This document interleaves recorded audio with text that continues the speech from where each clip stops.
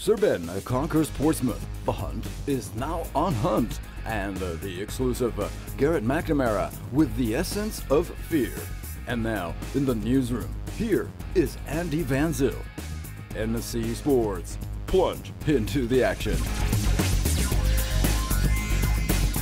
Oh, hi everybody, it's Garret McNamara and you're watching the Nautical Channel. All right.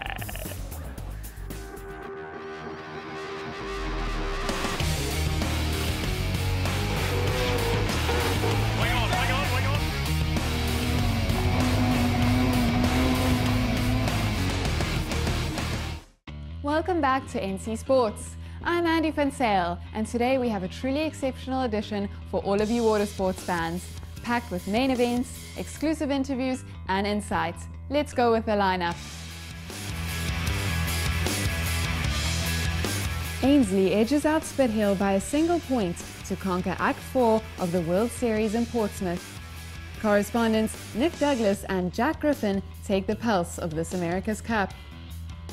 Then Gary Hunt seals the hat-trick at the cliff diving World Series in La Rochelle.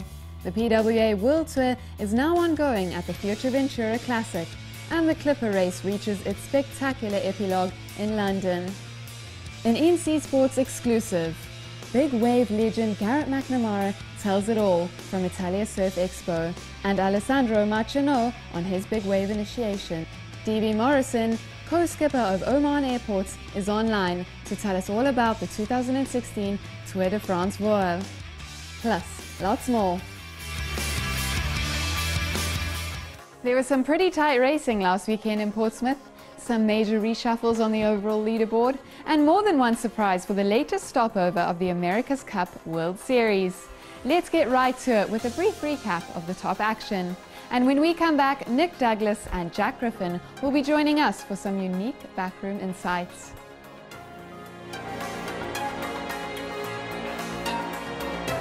King Ben, Big Ben. The nicknames for skipper Ainslie just piled up in the media frenzy. But make no mistake, this guy has built a career on winning. After doing just that last weekend in Portsmouth, and with just a year to go to the real thing in Bermuda, hashtag bring the cup home all of a sudden is making a whole lot more sense.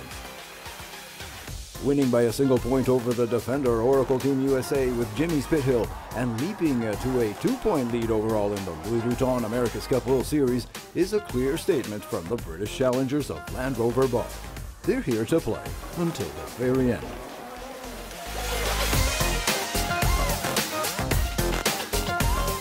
It's still all about the big three, but the Kiwis took the slip. Portsmouth remixed the cards, with the 49ers in Rio taking away both Peter Burling from ATNZ and Outridge from Artemis.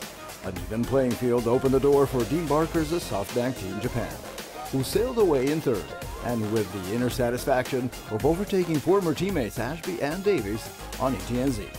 Up next for the 2016 World Series will be Toulon, early in September.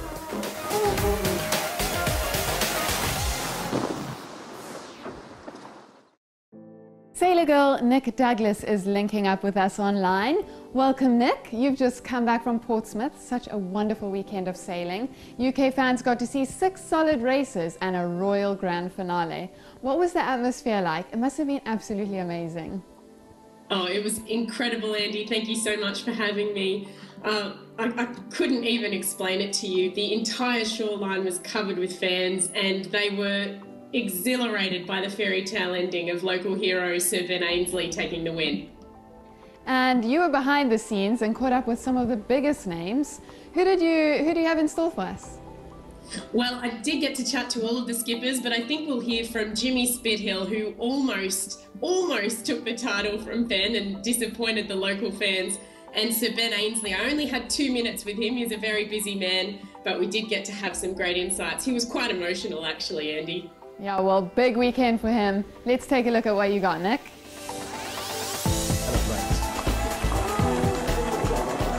It's big. I mean, it's been quite a big week for me personally. My wife and I had a baby last weekend, which is the biggest thing you can do.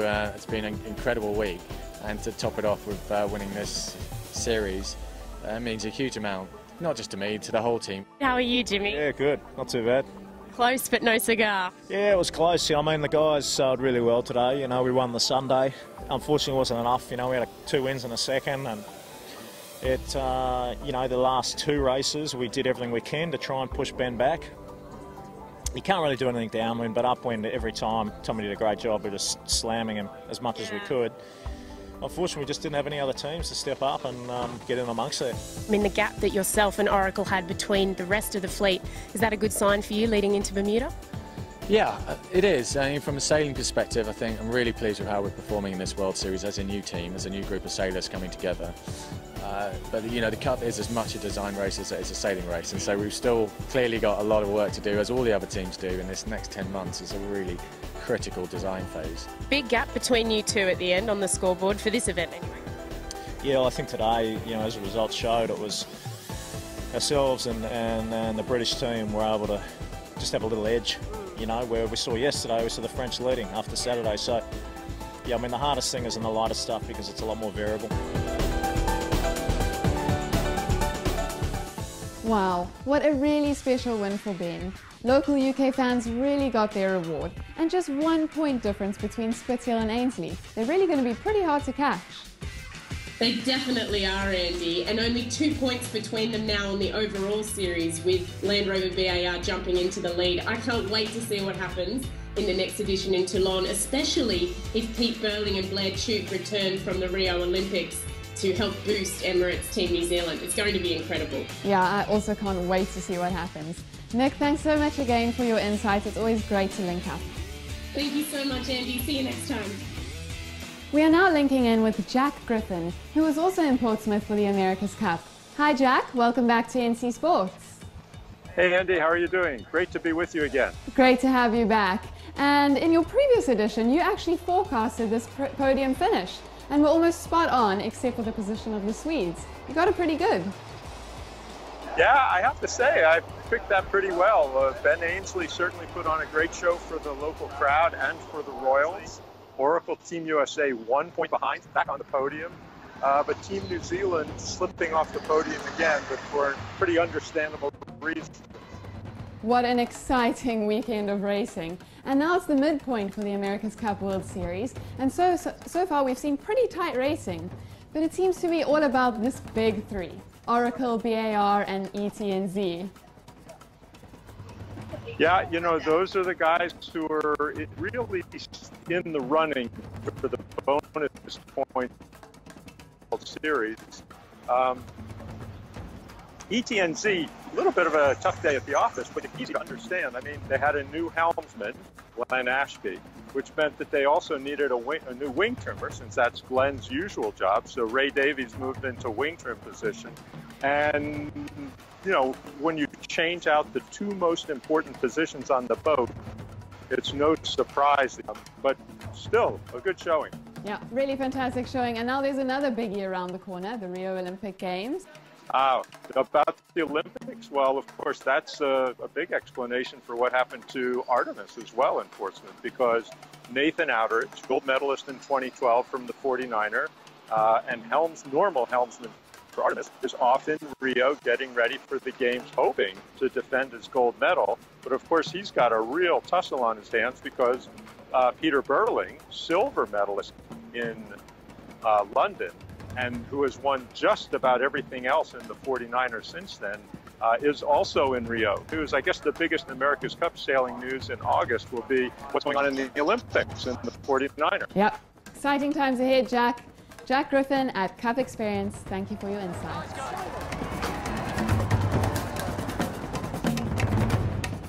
Gary Hans' cliff diving hat-trick in La Rochelle. PWA World Tour slalom and wave riders are shaking up Fuerteventura. And the Clipper race holds its last parade on the Thames. Next, more top water sports events around the globe in the NC Sports Briefs.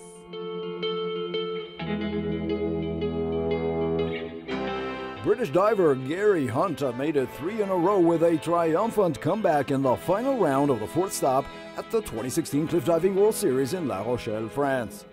Coming back from a 12th position, Hunt performed a near-perfect version of one of the hardest dives in the world, a front-to-3 somersault with 4.5 twists of 3. 70,000 fans were on hand to revel in the excitement as divers mounted a 27-meter platform on the St. Nicholas Tower in the Bay of Biscay.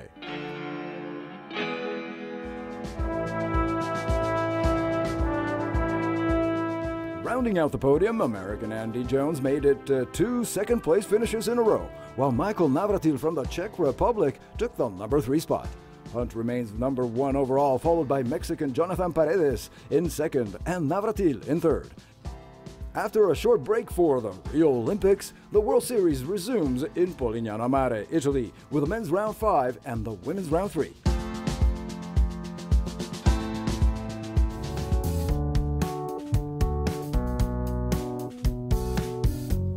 Putting on her classic power moves and sliding combos, Aruba's Sarakito Fringa nailed the win ahead of Hooverman and Stockstad and added an astonishing 9th freestyle world title.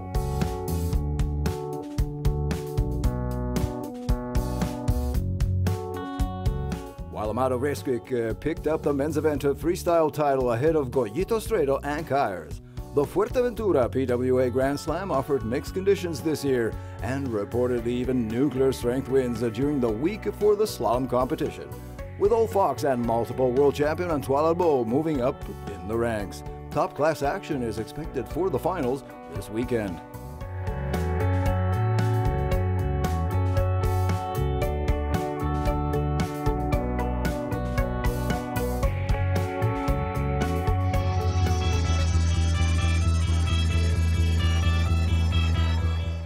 After 11 months and nearly 40,000 nautical miles of sailing, the 2015-2016 Clipper Round the World Yacht Race embarked on its 14th and final leg. LMAX Exchange continues to lead the overall standings with the nearest challenger, London Derry Dwar, just 6 points behind, and Great Britain trailing by a further 13. The 12-yacht fleet of amateur crews, led by professional skippers, set off from St. Catherine Docks in August last year and is expected to be back in London this Saturday.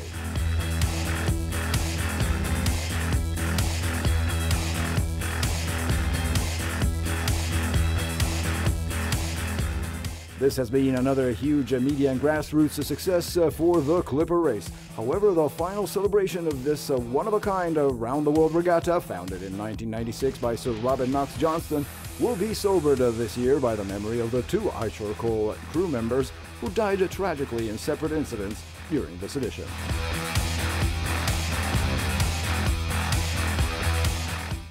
You heard it. At the top of the news, big wave surfing legend Garret McNamara spoke to NC Sports in an exclusive 360-degree interview to air this September. Don't miss the preview from Italia Surf Expo, coming up right after the break.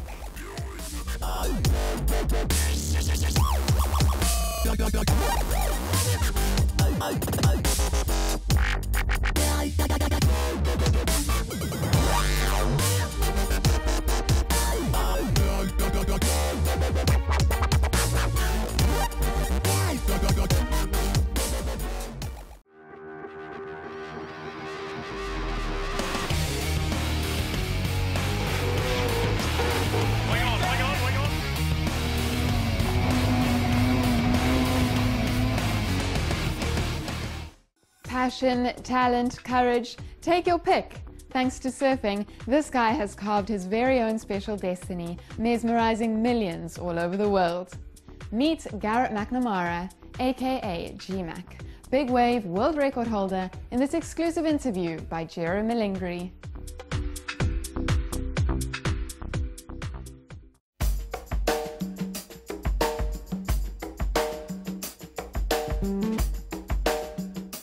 The rendezvous was in Santa Severa, just north of Rome, for a somewhat atypical event for Italian shores. More so when on top of the weekend agenda was an exclusive interview with none other than Garret McNamara, the legend of big wave surfing. The occasion? Italia Surf Expo 2016, with thousands on the beach near the ancient Castello, amid stands, on-stage happenings, and all sorts of action on the water.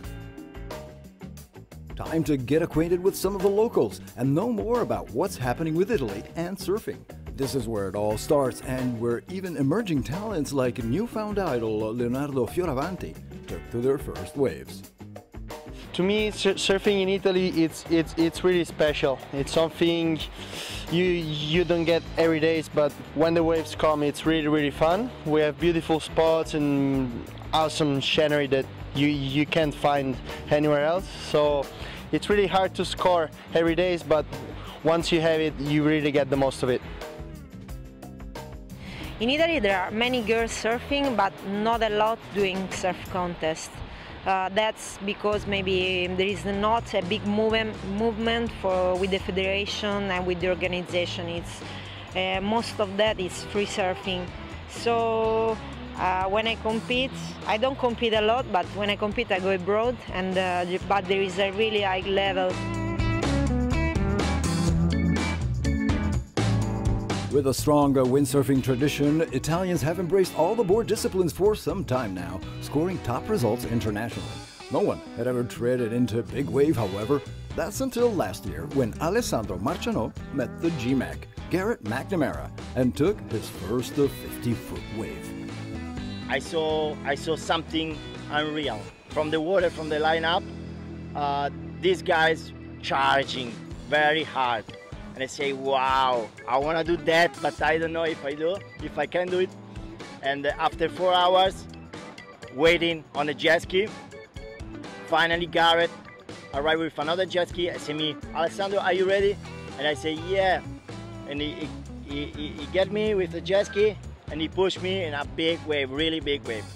And when I start to go down, I say, wow, if I fall down, I'm gonna die.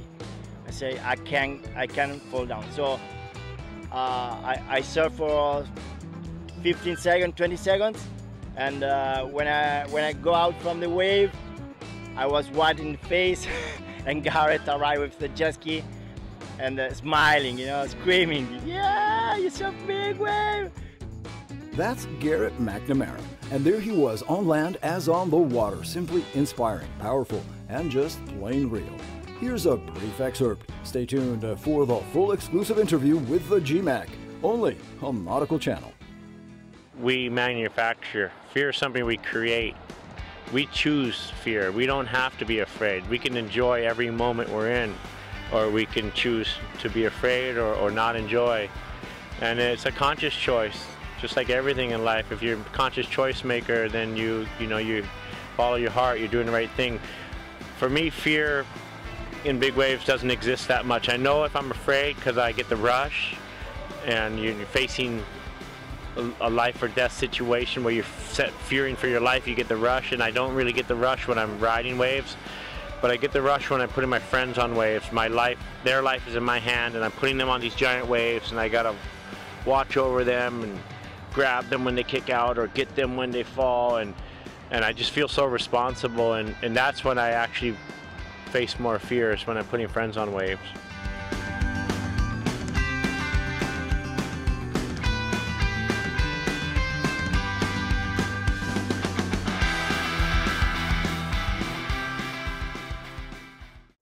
Hi Giro, thank you for being here in studio with us today. Wow, Garret McNamara, what an impressive man. Must have been great to be one-on-one with him. And the Italia Surf Expo, it looks like it was a big success. Hello Andy, and hello everyone. Yes, another big success for Italia Surf Expo now has reached its 18th edition, and it's thanks to guys like Alessandro Marcianò. If sports like surfing and stand-up paddling and other beachside events are becoming so popular, engaging Italians even more. And then, of course, Garret McNamara. I mean, it doesn't happen every day you get to meet a guy like this. Of course, it was a very strong personal experience, and also when you get beyond the legend, as you've just seen, he's a very open and down-to-earth guy. And I believe our Nautical Channel viewers are going to get a bit more insight onto the person that McNamara is in a full edition that you'll be doing. Absolutely, we're going to take advantage of this interview, of course, because I mean, he spoke about just about everything under the sun. He told it all. He started from his earliest surfing days when they moved to Hawaii when he was just a child with his brother Liam, then his first Triple Crown, his first serious injury, a back injury that sort of led him into this new career change, which wasn't even a career back then. And then, of course, he opened up on a whole series of other subjects, like, for example, the ocean sustainability, which is, in fact, he's becoming a sort of an ambassador now in that sense. And then, of course, we spoke about his latest injuries in January, a devastating fall with a harrowing injury to his shoulder, and now a very painful recovery. Well, it's certainly going to be a very, very interesting short documentary, and you can catch that on the 12th of September at 9 p.m. Gero, thank you for joining us. We'll catch up with you again soon. Thank you, Andy, and I'll see you all next time. The Tour De France Voile comes down to the wire this Sunday in Nice, and the chase on Laurenade Lemonade is still ongoing, with rookie skippers Delapierre and Solomon are also holding on the lead in the Mediterranean stages. Here's a brief recap, and when we come back, what it's like to race the new Tour on DM24. Steve Morrison, co-skipper of Oman Airports, tells us all about it.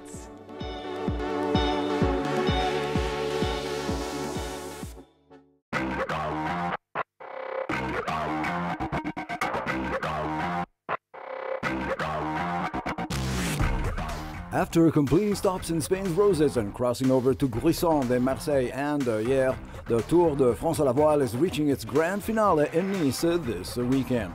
This has been an exceptional edition, and also thanks to a phenomenal performance by Laurenade Lemonade. Skippers Delapierre and Salomon first built a substantial lead in the Atlantic and are sealing the deal in the Med. Whether round the marks or on the coastal race, there's just no stopping this impressive crew of rookies, who have scored 8 wins in the first 14 races. No time for last-minute mistakes because Grandeur Nature Véranda and Credit Mutuelle Bretagne are still in the game. Don't miss the complete recap and all the insight from the 2016 Tour de France Voile in the next NC Sports edition.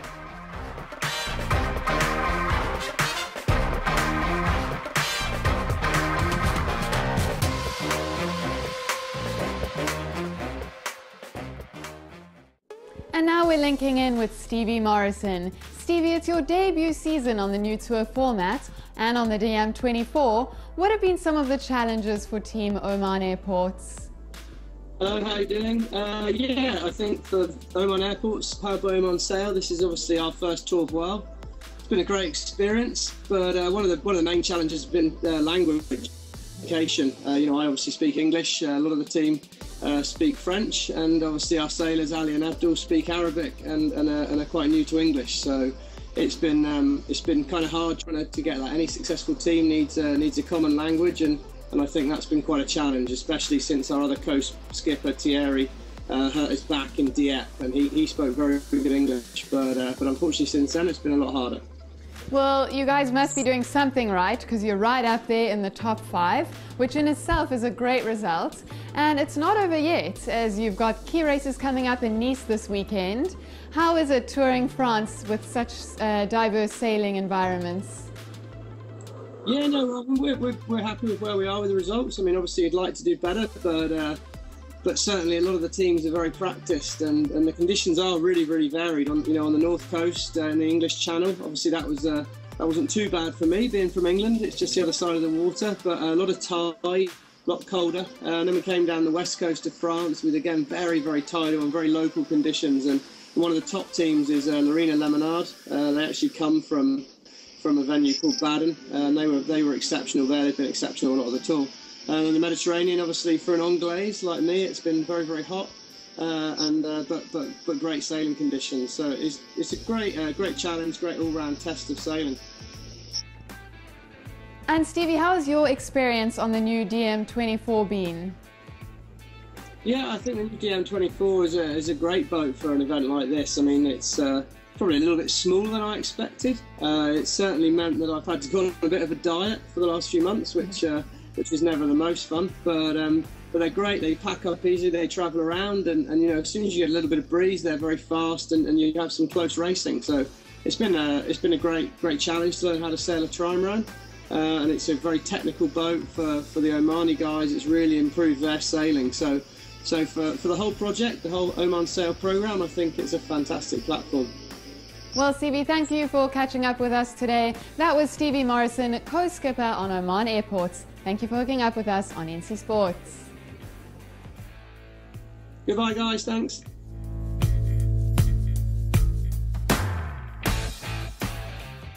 Mark the dates. Key events are coming up this August with the GC32 Racing Tour stopping in Mallorca, Cowes Week taking centre stage in the UK, and the WSL Men's Tour heading to Chopu. Here are all the details on the NC Sports calendar.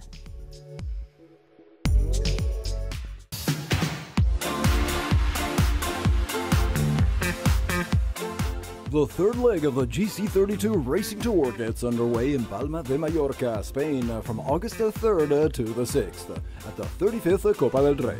This edition also marks a debut for multi-hulls with the arrival of the GC32 Racing Tour. Swiss team Tilt, aided by Glenn Ashby and Francis Norauto with Frankama, lead the series thus far, followed by Swedish Gunvor Sail and Armin Strom, also from Switzerland.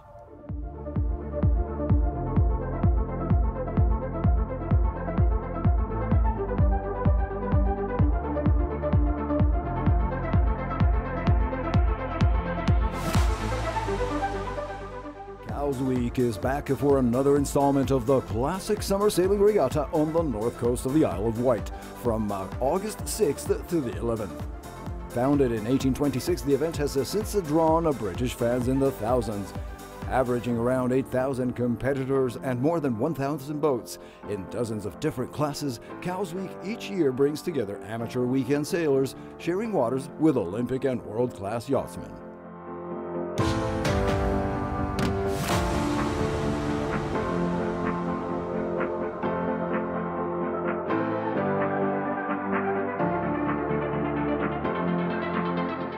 The WSL Men's Championship Tour heads to Quiapo in Tahiti from August 19th to the 30th for the Billabong Pro. Going into round 7, Australian Matt Wilkinson is still wearing the yellow jersey, but needs a comeback after the dismal performance at J-Bay. Wilco is now in direct attack by Hawaiian sensation John Florence and Brazilian surfer Gabriel Medina, both just a handful of points away.